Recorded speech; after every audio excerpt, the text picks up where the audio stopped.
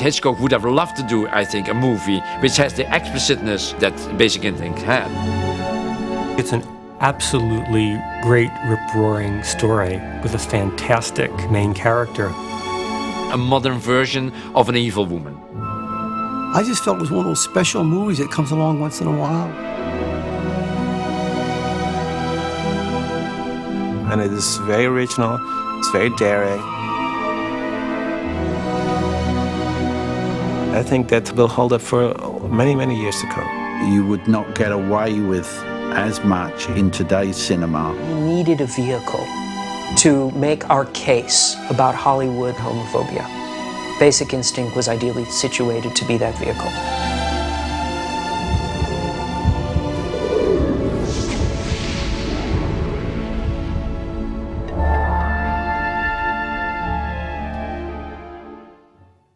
I just heard about this fantastic script that Joe Esterhaus had written. I didn't know Joe Esterhaus. I didn't know what he had done, really. Ultimately, I found out that he had done Jagged Edge. He was one of those writers at that period of time that people were very interested in. When you read the screenplays, they kept your attention. He wrote it on spec. It was a first draft. It was typed really with a lot of mistakes by Joe, and by purpose he does that so it looks very rough. And suddenly the script was on the market and everybody was trying to get it, and the price went up and up. And Mario then at a certain moment realizing, which of course other people had realized too, that this was a script that was ready to go. This was not a script that needed 6 months of development. We can start immediately. And Mario outbid everybody by saying, okay, $3 million, which was a sensation at that time. He went first to Michael, and he basically made a contract with Michael before they got to me. Mario, of course, being European, Italian, Lebanese, knew all my European work. The Fourth Man, for example, which is, let's say, a prequel, you could say, to Basic Instinct. You know, Basic Instinct is nearly an Americanization of The Fourth Man without occult levels.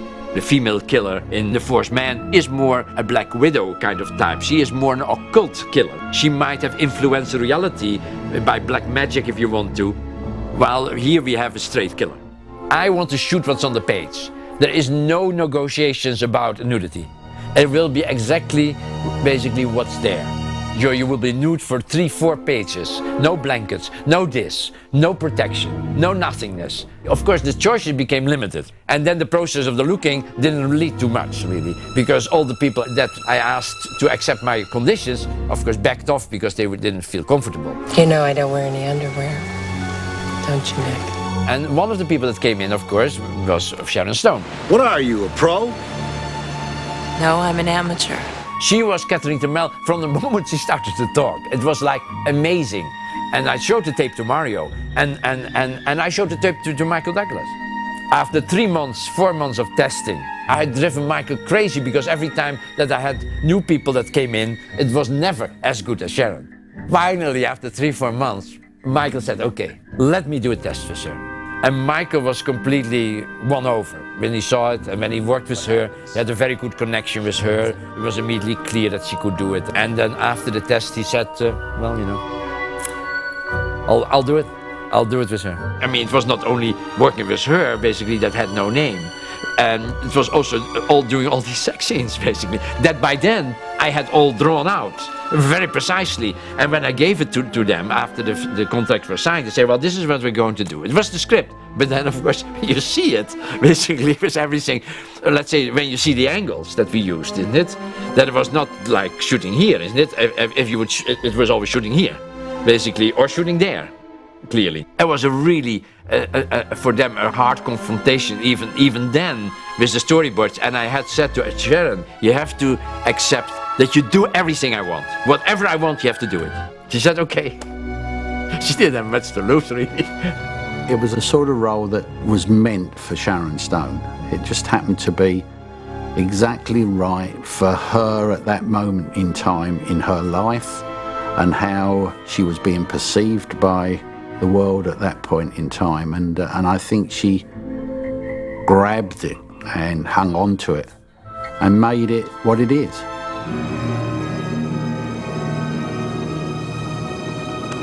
Do you have a cigarette? I don't smoke. Yes, you do. Catherine is a woman who is as strong in any way as a man and whose sexuality is as free and unfettered as a man. I'm not gonna confess all my secrets, Nick, just because I have an orgasm. She comes from a tradition of film noir heroines and villains. I don't make any rules, Nick. I go with the flow. She's beautiful, she's feminine, and yet she's also completely and totally masculine. She's a superheroine in the way that, say, Sherlock Holmes and these characters are superhuman in their cleverness. Hi. Am I disturbing you? No, come on in. That was extremely contrived, but worked very well. And that I thought, okay, how can I make that true to myself? I say, okay, she's the devil. That basically makes her supernatural in some way. She could foresee with more insight than anybody else. And I'm Detective Curran, this is Detective Moran. We're with the San Francisco Police. I know who you are. To be so clairvoyant, to be so, let's say, clever in planning. And it works. Did I scare you? How much did she pay you? There is a lot of darkness in Michael Douglas' character. And Michael Douglas, also his whole persona and charisma, has that. It's fun to play darker parts. It's fun to play parts that have an edge to them that allow you not to have to worry about likability or if they like the character. Michael is a man who has a mystery, a danger, something dark and evil, perhaps even to a certain degree. Of course, Jean Triplehorn again is guilty too, in some way. What am I supposed to say? Hey guys, I'm not gay, but I did fuck your suspect. For a long time, there is the suspicion that she is the killer in it, and at the end, the police think she is, but we know better, probably. I was really delighted, especially when I started to realize how wonderful and what a beautiful city San Francisco was. And of course, realizing at the same time that I was shooting in the city of Vertigo. And Vertigo being one of my, with North by Northwest, probably my most favorite Hitchcock movies that I studied forever and still study. I knew Vertigo by heart, you know. So a lot of things that Hitchcock had done in Vertigo, you will see back in Basic Instinct, clearly. All changed a little bit, you know, and I didn't go back to the movie to check it out. What I remembered of Vertigo, I applied, you know. And if Hitchcock would take the Golden Gate Bridge, I would take the next bridge.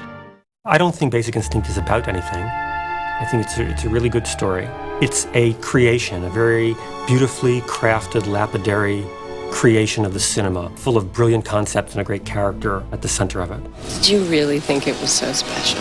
Some of the lighting that I use in it, it is like very playful. Like for instance, in a car sequence, very first time she gets picked up for interrogation, I really wanted to make sure that at the key moment of the scene that I wanted a specific light to hit her to enhance the drama. He falls for the wrong woman. And in reality, it would never happen, of course. Like right on cue, this heavy-duty backlight, sun, and that puts her in kind of gives her the kind of this halo character around her, and makes her also for the first time really visible in the movie. The interrogation scene, no room would be ever lit like that. I mean, every interrogation room in a police precinct would be incredibly boring. Some fluorescence on the ceiling, and that's it. They had very colorful lighting, fluorescent on the floor with special colors, and really stacked them, so it almost became like a Mondrian painting. And the same with the light that came from the ceiling, that was very seductive almost. She's so really beautifully focused and like sitting on this proscenium, this stage, while the guys, the interrogators, are in the dark, but they have this kind of shadowy prison-like on them. It looked like the roles are reversed. They are in prison and she's the one who's controlling them. In the script, of course, it was clear when she changed his clothes. She said, can I put on something different? The dynamics of the scene, of course, were that she would be so, let's say, impressive to these people and exude so much sexuality, be so free in her choice of words, that she was in control. Whatever they attack her, whatever angle they ask, she has such a blunt answer about everything. What are you gonna do? Charge me with smoking? She's so upfront about her interest in sex, what kind of sex, how to do sex, what way, that she blows them away anyhow. So she's in full control. Have you ever fucked on cocaine, Nick? I felt that something else was suggested by the fact that she was nude. It was acknowledged in the script. It was not written into the script, that scene. It's nice. So I thought about Something that happened to me when I was a student in Leiden, in the university. We had a woman in our circles that was not a student, she was the wife of a journalist, so she was a bit more in artistic circles. And she always would come to parties and then she would do these things. She wouldn't have any underwear. And my friend said, "You see that?" And she said, "Jesus, it's horrible. She should know that, because everybody can see it." So he walks up to her and he says, "Do you know basically that when you cross your legs, you can see really inside?" And she said, "Yeah, of course I know. That's the reason I do it. Are you an idiot?" It's nice. I remember they had big discussions in the editing room. Is what you were seeing were her thighs or it was her vagina? Depending if you were female or male, basically the male said it's her thighs, and all the females said, "No, you're out of your mind. You're looking right into." Honestly, it was her thigh. At least I didn't see it, and I looked. That probably is one of the most famous shots in any movie of all time. Basic Instinct is sort of legend now with Paul and me because, as I've said before in public and in writing and many times, it's probably the most difficult score that I've ever written. It was that difficult because Paul made it so. It's one of the best things I've ever written, and I give Paul credit for it all the way along. The music of Jerry is phenomenal. I mean, I think that's one of these movies where music and film cannot be separated anymore from each other.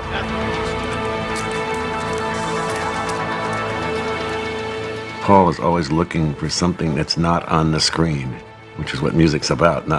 Music is not about what's on the screen, but what the audience is not seeing, but what the audience should be feeling.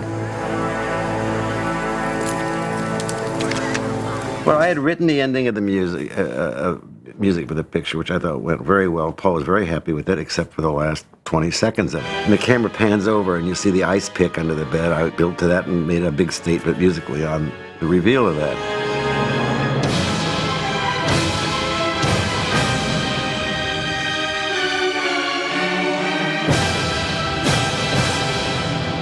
And Paul comes over and he hears, he says, "Well, it's all good except for the ending." I said, "What's wrong, Paul?" I think we should play the tragedy. So I wrote it, and I said, "Paul, actually, I like this a lot better than what I wrote before. Thanks."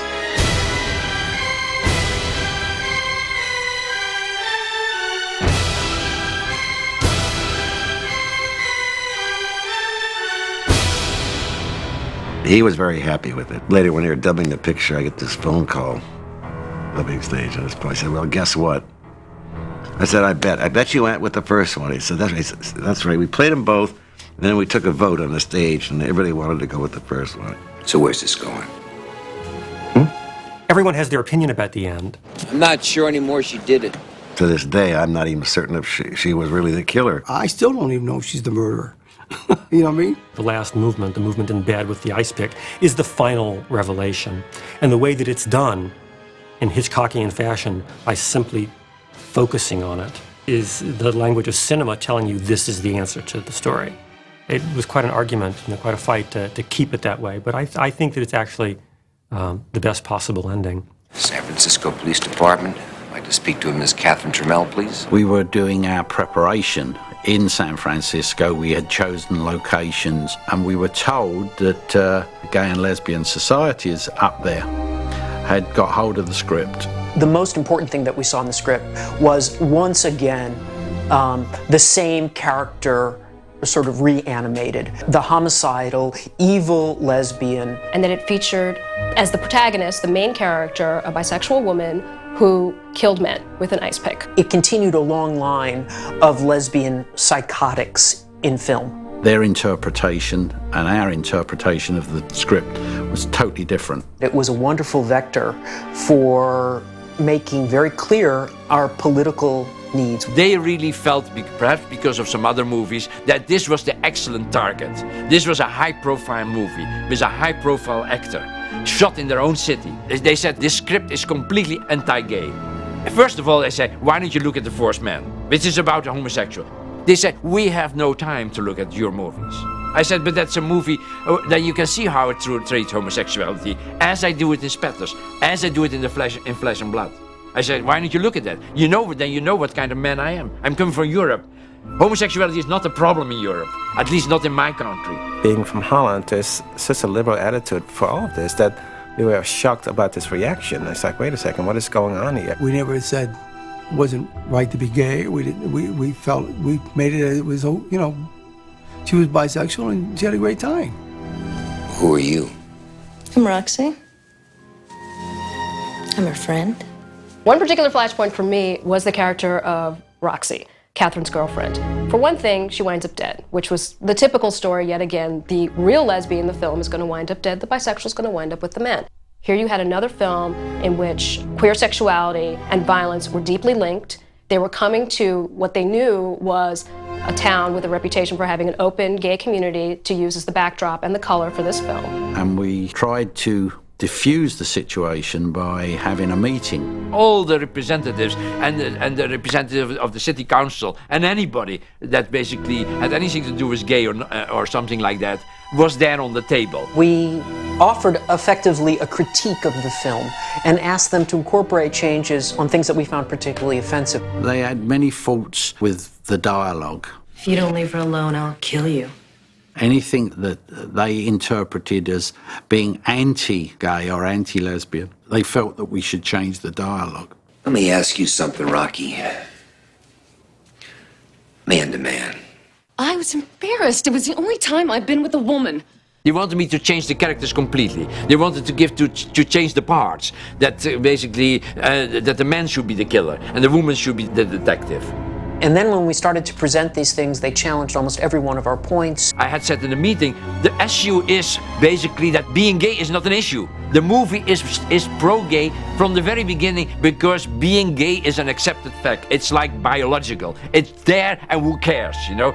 Making it to a non-issue is the ultimate sign of being adult about it. It is not an issue. It's a part of life. We went back to the original screenplay that Mario had purchased from Joe, and we shot that particular screenplay. And action. We did not want to be censors, but we wanted to act. We knew that this was a piece of commerce as much as it was a work of art, in fact, probably more so, and that unless we affected them economically, there was no way our message was going to be heard. So that, of course, meant going to the set. Hollywood, music,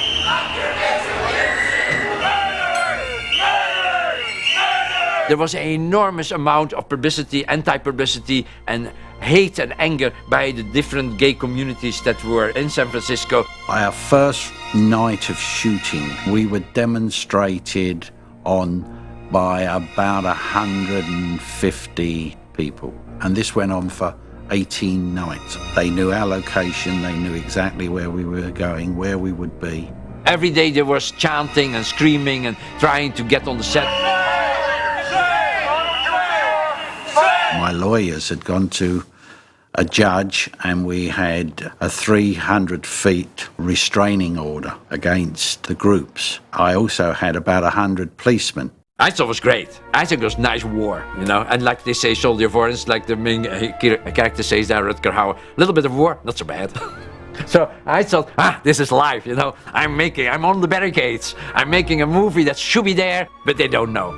They were very clever. They rang bells, blew whistles. They got passing motorists to honk their horns by holding up signs. If you're a 49ers fan, honk your horn. And of course, being San Francisco, everybody's a 49ers fan. I had to arrest people only when they encroached on the barriers. The police rounded up, I think 40 of them or 30 of them. And they said, well, we can't arrest them because they're not really doing anything to break the law. But you, who have the restraining orders, you're the person who instigated this, so you have to arrest them. And then one by one, we were sort of brought before Mr. Marshall.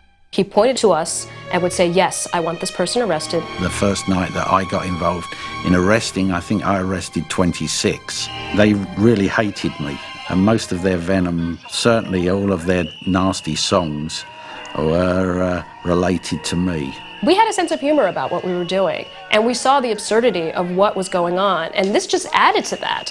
You know, if they wanted to take it to that level, then we were just going to take it up another level. And then they started to go for us, and they started to cut the cables when we were shooting. They were using, let's say, lamps to shoot in the camera, basically, so that you couldn't use the shot because there would be lamps, of course, shining right into the camera. And it took quite a few weeks before it finally settled down, and it created for very much tension on the set. It created tension between the actors, because they were made to believe almost by the protesters that they were doing something really wrong and dirty, and that they were kind of embarrassed about it. Michael was really made to believe that he was doing the wrong thing.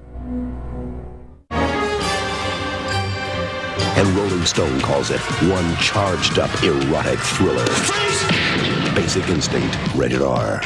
This film was going to be released, and regardless of what we had done, it was going to come out in essentially the form in which it had been written. It was still just as offensive to us, and it was going to have a multi-million-dollar publicity machine behind it. So we decided that we were going to ride that machine to get our message across. How do you feel about the protests? Not just the ones in the past, but the ones that are planned when your film opens in big cities? Yeah, well, I don't know. What can you do about it? I think they have the right to protest, and like we had the right to make the movie, I think they're aiming at the wrong target. Throughout the entire protests, we had been labeled as censors. We had been told that we were trying to censor this film, that we were trying to stop expression.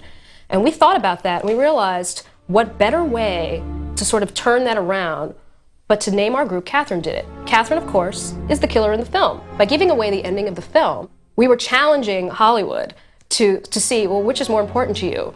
Is our freedom of expression any less valuable than the freedom of expression of the filmmakers? You can know that Rosebud is a sleigh and still think that Citizen Kane is a great film. If giving away the ending of this movie takes away its value, that's really not our fault. I felt that they were all absolutely wrong, and that the movie would prove them wrong.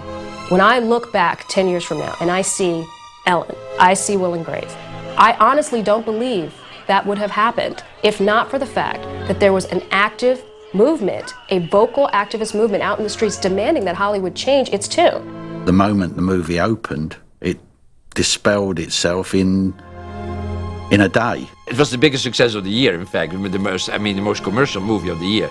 And people thought it was audacious, of course. Some people, of course, probably thought it was too much of the sex, but a lot of people, of course, thought audacious and money. What else better can you have here in Hollywood, isn't it? Paul got his typical reviews, which is that it was excessive.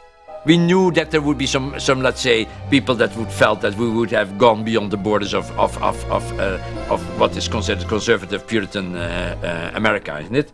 And that would probably be angered by the movie, and a lot of reviews were angered, you know, and they expressed their anger in very mean ways in a lot of the reviews. But I think they were all shocked. It opened all the roads for me that I closed immediately down with Showgirls. Showgirls could change my career more. Also, Joe Esters. Thank you very much, Joe. It won't sell. Why not? Somebody has to die. I think it's a great movie. I mean, it's just a nonsense movie too, isn't it? I mean, a woman killing people at orgasm, basically just for fun to see if she gets away with it, is a kind of an idiotic premise. In that direction, the movie is a bit strange, and of course, it's not realistic. But most thrillers are not. But from a point of view of achievement, of work, of artistry or professionalism, I think it's extremely nice movie.